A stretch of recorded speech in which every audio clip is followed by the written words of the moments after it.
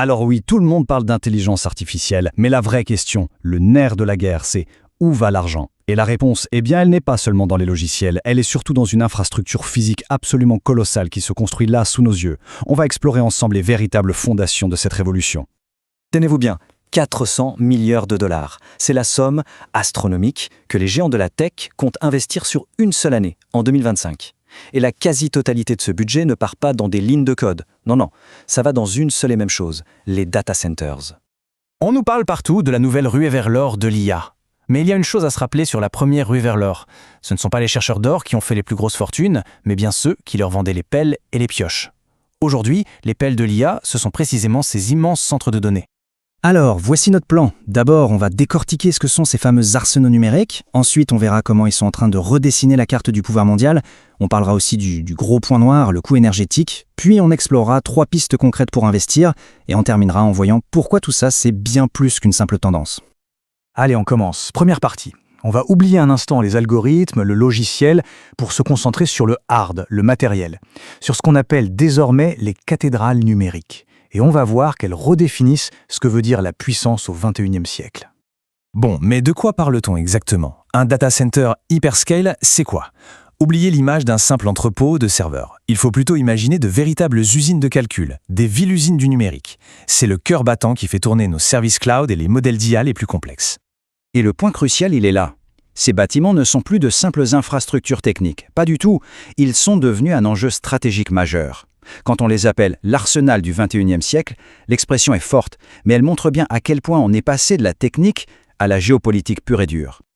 Et justement, puisqu'on parle d'arsenaux et de géopolitique, regardons de plus près comment cette course à l'infrastructure redessine complètement la carte mondiale du pouvoir technologique.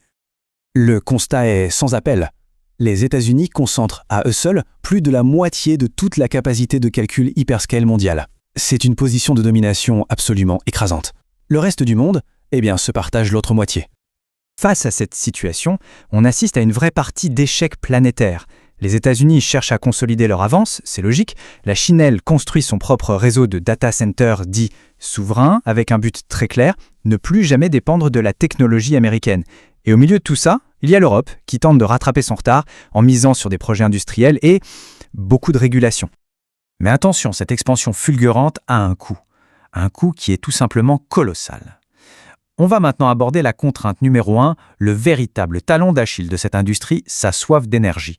Aujourd'hui, à l'instant T, les data centers consomment déjà près de 4% de toute l'électricité produite sur la planète. C'est déjà énorme, c'est bien plus que la consommation totale de nombreux pays industrialisés. Mais le plus vertigineux, c'est ce qui arrive.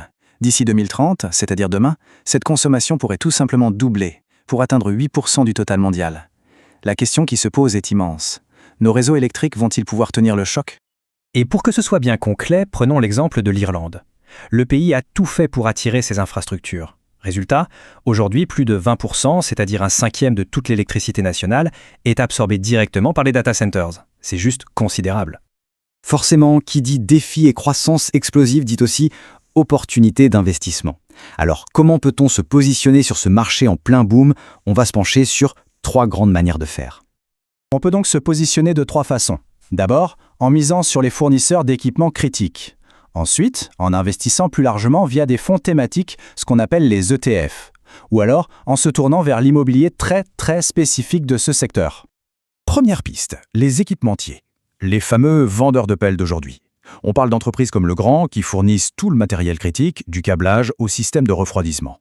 L'intérêt, c'est qu'on est sur une croissance de fond. Le risque, bien sûr, c'est que la pression sur les coûts de l'énergie finisse par peser sur leurs marges. Deuxième approche, les ETF spécialisés dans le cloud et l'IA. Ça permet de s'exposer directement aux géants comme Amazon, Microsoft ou Nvidia. C'est simple, c'est direct, mais attention, les valorisations sont déjà très élevées et ce sont des titres qui peuvent être très volatiles quand le marché de la tech se corrige. Troisième voie enfin, l'immobilier spécialisé. Des sociétés comme Equinix par exemple, qui possèdent les murs et les louent sur le très long terme. C'est une approche qui est perçue comme plus défensive, mais qui demande des capitaux énormes et qui est par nature très sensible aux variations des taux d'intérêt. Et on en arrive à la conclusion. Ce qu'il faut vraiment retenir, c'est que cette histoire de data center, ça dépasse de très loin une simple mode technologique. Pour résumer, voilà les points clés. 1. Les data centers sont devenus des outils de pouvoir, à la fois économiques et stratégiques. 2. Leur développement fait face à 2 murs, le besoin de capitaux et l'accès à l'énergie. 3. Cette infrastructure est le cœur même de l'économie numérique, et donc investir dedans, ce n'est pas juste parier sur la tech, c'est parier sur la colonne vertébrale de l'économie de demain. C'est la phrase qui résume tout. Investir dans la colonne vertébrale de l'économie numérique mondiale. On ne parle plus d'une application ou d'une entreprise en particulier, on parle de ce qui soutient absolument tout le reste. Et ça nous laisse avec la grande question pour les années à venir. Dans cette course effrénée entre les États, les géants de la tech et les investisseurs pour construire ces arsenaux numériques, qui au final détiendra réellement l'épine dorsale de l'économie de demain? La réponse à cette question déterminera en grande partie les équilibres de pouvoir du futur.